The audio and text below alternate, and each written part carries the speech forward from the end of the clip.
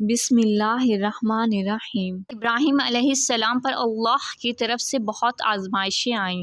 اللہ کے حکم سے حضرت ابراہیم علیہ السلام حضرت ہاجرہ اور اپنے شیر خوار بیٹے اسماعیل علیہ السلام کو جہاں آج کعبہ ہے اس جگہ چھوڑ آئے۔ حضرت ہاجرہ نے پوچھا، آپ ہمیں یہاں کیوں چھوڑ کر جا رہے ہیں؟ حضرت ابراہیم علیہ السلام خاموش رہے۔ جب ابراہیم علیہ السلام نے جواب نہ دیا تو حضرت ہاجرہ علیہ السلام نے پوچھا، کیا یہ اللہ کا حکم ہے؟ اس پر حضرت ابراہیم علیہ السلام نے سر ہلایا۔ اس پر حضرت ہاجرہ علیہ السلام نے کہا، اللہ ہمیں کبھی ضائع نہیں ہونے دے گا۔ حضرت ابراہیم علیہ السلام چلتے چلتے ایک ٹیلہ پر پہنچے جہاں ان کے اہل و عیال نگاہ سے اوجھل ہو گئے۔ ہاتھ اٹھا کر یہ دعا مانگی۔ قرآن پاک میں اس دعا کو یوں بیان کیا گیا ہے، اے پروردگار، بے شک میں نے اپنی کچھ اولاد کو وادی میں آباد کیا ہے جو کسی کھیتی والی نہیں، تیرے حرمت والے گھر کے پاس۔ اے ہمارے رب، تاکہ وہ نماز قائم کریں، سو کچھ لوگوں کے دل ایسے کر دے کہ ان کی طرف مائل رہیں، اور انہیں پھلوں سے رزق عطا کر تاکہ وہ شکر کریں۔ ان کے پاس کچھ کھجوریں اور کچھ پانی تھا۔ حضرت ہاجرہ چند روز مشکیزت سے پانی پیتی رہیں اور کھجوریں کھاتی رہیں اور اسماعیل علیہ السلام کو دودھ پلاتی رہیں، لیکن جب پانی اور کھجوریں ختم ہو گئیں تو وہ سخت پریشان ہوئیں۔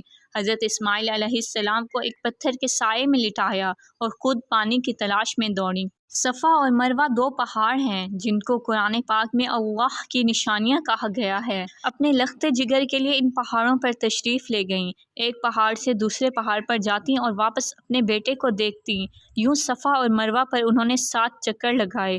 ان کی یاد کو باقی رکھتے ہوئے حجاج کرام ان کے درمیان سعی کرتے ہیں۔ خدا کی قدرت سے جہاں اسماعیل علیہ السلام ایڑیاں رگڑ رہے تھے وہاں پانی کا چشمہ پھوٹ نکلا۔ پانی بے پناہ نکل رہا تھا۔ حضرت ہاجرہ علیہ السلام نے کہا، زمزم یعنی رک جا، جو آج تک زمزم کے نام سے مشہور ہے۔ حضرت اسماعیل علیہ السلام کچھ بڑے ہوئے تو حضرت ابراہیم علیہ السلام کو اللہ کی طرف سے یہ حکم ہوا کہ اپنے بیٹے اسماعیل علیہ السلام کو میری راہ میں قربان کر دو۔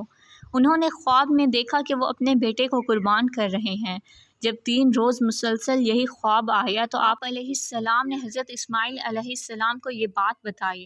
حضرت اسماعیل علیہ السلام نے کہا، ابا جان، اللہ آپ کو جو حکم دے رہے ہیں آپ اس کو پورا کر گزریں، آپ انشاءاللہ مجھے ثابت قدم پائیں گے۔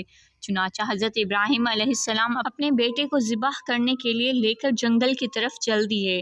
ان کو الٹا لٹایا اور اپنی آنکھوں پر پٹی باندھی، کہیں بیٹے کی محبت اللہ کا حکم پورا کرنے سے نہ روکے، اور گلے پر چھری چلا دی۔ اسی وقت آواز آئی، اے ابراہیم، تو نے ہمارے حکم کو سچا کر دکھایا۔ اور جب ابراہیم علیہ السلام نے آنکھوں سے پٹی کھولی تو حضرت اسماعیل علیہ السلام کی بجائے ایک دمبا ذبح کیا ہوا پڑا تھا۔ اسی واقعے کی یاد میں مسلمان ہر سال قربانیاں کیا کرتے ہیں۔ بنو جرہم کا قبیلہ وہاں سے گزر رہا تھا۔ جب انہوں نے پانی دیکھا تو وہیں رہائش پذیر ہو گئے اور اس طرح وہاں پر آبادی بڑھی۔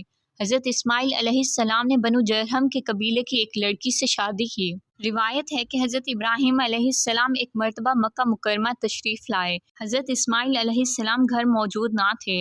حضرت ابراہیم علیہ السلام نے ان کی زوجہ سے پوچھا کہ اسماعیل کیسا ہے؟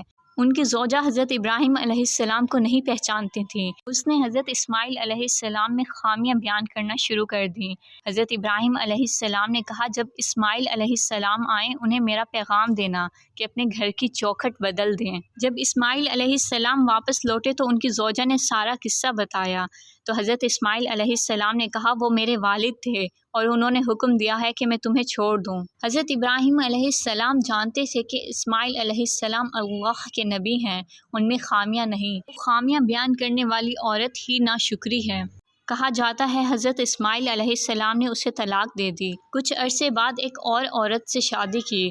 پھر اللہ کے حکم سے حضرت ابراہیم علیہ السلام نے حضرت اسماعیل علیہ السلام کے ساتھ مل کر خانہ کعبہ کو دوبارہ تعمیر کیا۔ ویڈیو پسند آئے تو اسے لائک کریں، مزید ایسی ویڈیوز کے لیے چینل کو سبسکرائب کریں۔ جزاک اللہ۔